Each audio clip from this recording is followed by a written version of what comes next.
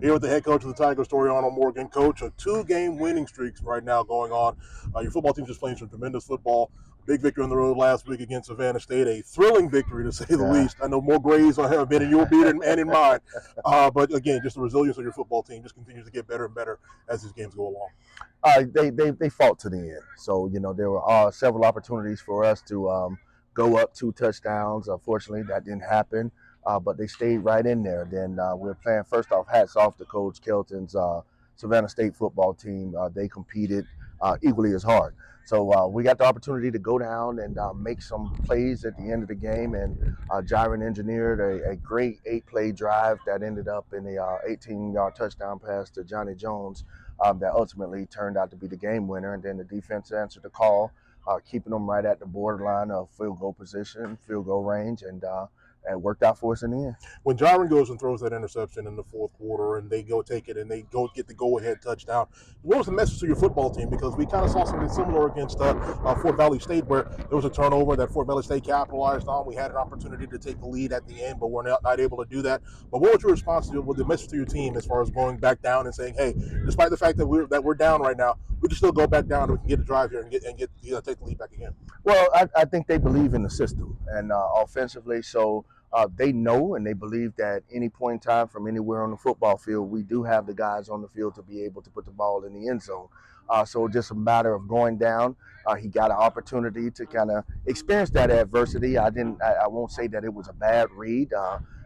Some good touchy feely stuff going on down the field. It didn't work out in his favor. He threw the pick, but that just goes to show his maturity and his resilience. He didn't flinch one point at that moment. He looked at me and said, "Coach, I'm good. Let's go." And he went down there, took care of the football, and put it in the end zone. We'll talk about Johnny and Nathan and those guys in a minute, but I really want to talk about guys like Devin Thompson being able to have an opportunity to make some big plays in his hometown. This is his first year playing back now as a transfer from Stetson. Didn't play last year, but as here now, he's really contributed in a lot of ways. Him, guys like Eric Hoff, guys like Arsiah McCorker, their unselfishness, being able to block and do the things that they need to do to make this offense go. I know you've got to really be pleased with what they've been able to do. Honestly, I'm really pleased with that entire unit, that group.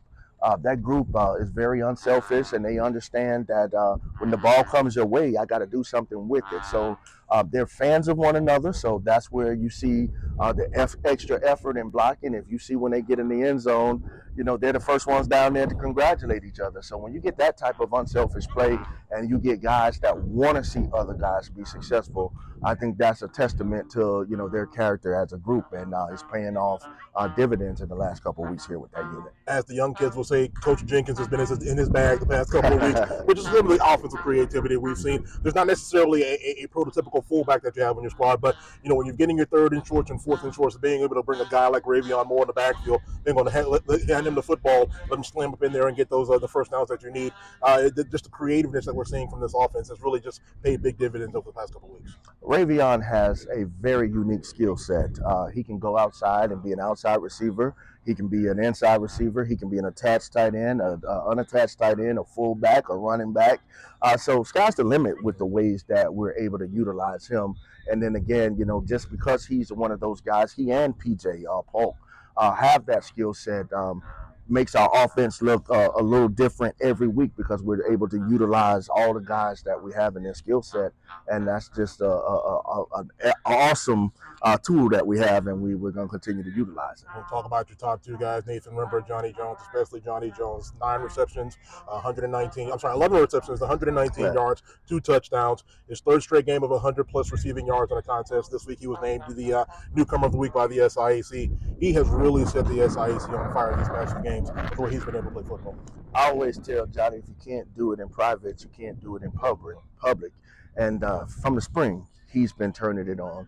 He practices exactly at the pace that he plays, and it's showing off. It's paying off for him. So he's a very humble young man who's always looking to learn, wants to get better, carries a 3.8 plus GPA off the field, and he's just a guy that makes the team better. So we're excited that he's able to have gotten some success that he's experienced the last couple of weeks, along with Nathan. Nathan, came on in the second game of the season, and he's proven that he can go out in those one-on-one matchups if you dare. He's winning them. So continue to draw that matchup. We'll continue to give them the football. And again, it's all testament to the guys up front and the protection that we've gotten the last couple of weeks. None of this would be possible without the job that they're doing. So I definitely don't want to leave them out of this equation. Absolutely. Speaking of the guys up front, the one thing that I've seen over these past 3 weeks that we probably didn't necessarily see in the first couple of games was the fact that you're winning games, or you're winning up front. You're winning the battles up front. The offensive and defensive lines have really begun to impose their will on opponents this year, and it's only contributed to the success that we've had up to this point. Yes, James Gary on the defensive side of the ball, that defensive line, showed his versatility this week, going from a 1 technique to a 3 technique to a defensive end. Dwayne Escoffery has come on greatly in the past 3 weeks here. True freshman, so he's adapted to the speed of the game.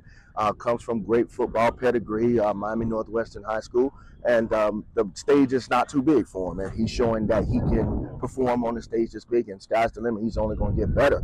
On the offensive side of the ball, true freshman Desmond Self started every game here at center. So you're trusting a center to go out and make those calls. The 2 bookends, I think, are probably 2 of the most, if not the most, athletic tackles that we have in Jamar Pierre and Dylan Lampkin, who Dylan Lampkin hasn't given up a sack since North Carolina A&T of last season. So, he's proven his worth. So we're very excited about the job that those guys are doing up front. You tell everyone to keep the main thing the main thing. Well, right now the main thing is homecoming. We both have homecoming pedigrees, with what our respective alma maters, yours at Tennessee State, mine at Florida A&M. But there's nothing like an HBCU homecoming. And of course, you hear the old adage of you don't want to lose homecoming. And we play a great opponent in Lane. They will come in after getting their first victory of the season last week. Byron Brown's going to have his guys ready. But what are you telling your guys in terms of just being able to just kind of relax and play? Because homecoming is pressure in and of itself, on top of trying to win a football game. What are you telling your guys to just kind of settle down, relax, and just play the game that you've been playing that's had great success over these past couple of weeks? Exactly, and that's the message, that this is the next big game, not because it's homecoming, because it's the next conference game. Whether or not it was homecoming or not, we still have to win it. So I've told them, let me handle the distractions, let me deflect the distractions, and exactly that's been the theme for the week. Keep the main thing the main thing. And right now the main thing is coming out here on this Wednesday, having a great practice, reciprocating that again on Thursday and Friday, and then being who we are, playing our brand of football and being disciplined as far as minimizing the amount of penalties we have. We know Lane is going to come in here fired up, maybe even feel a little bit of disrespect that they're homecoming, but again, the main thing is the main thing, and we got to win the game because it's the next game, and that's what all of our intent is to do. Everything's still there in front of you of being able to possibly get an opportunity to sneak into some postseason play.